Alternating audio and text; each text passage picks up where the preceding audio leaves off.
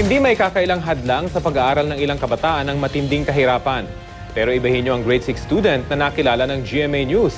Nakatira siya sa ilalim ng tulay, pero sa kabila ng paghikaw sa buhay, magtatapos siyang valedictorian. Balita hatid ni Lala Roque.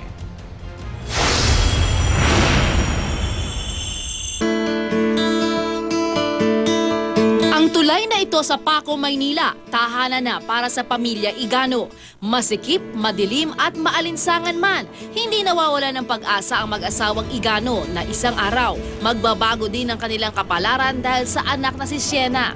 Magaling yan talaga pagdating sa school, kahit na walang baon.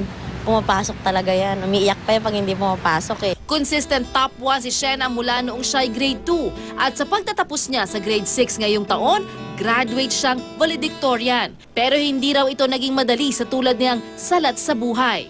Pag pumapasok po ako, wala po akong baon. Tapos po, kapag may mga project po, hindi ko po lahat nasasubmit.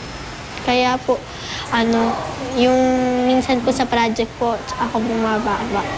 Isa sa mga pangunahing hadlang sa pagtatapos ng pag-aaral ang kahirapan. Sa datos ng Philippine Statistics Survey, maraming mahihirap na bata sa bansa ang tumitigil sa pag-aaral. Sa datos naman ng DepEd noong nakaraang school year, mahigit 2% ng grade 6 students ang nag-drop out. Mahigit 4% naman sa 4th year high school.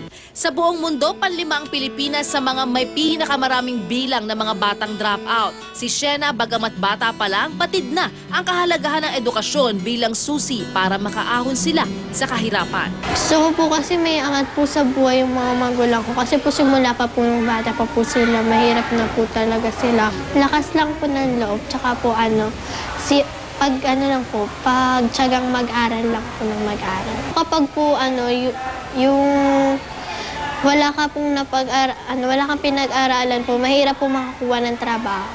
Proud na proud ako sa kanya. Kung maaari, hanap ko sila ng pwedeng tumulong sa amin ba para matuloy-tuloy talaga na mag-aral sila. Lala Roque, GMA News.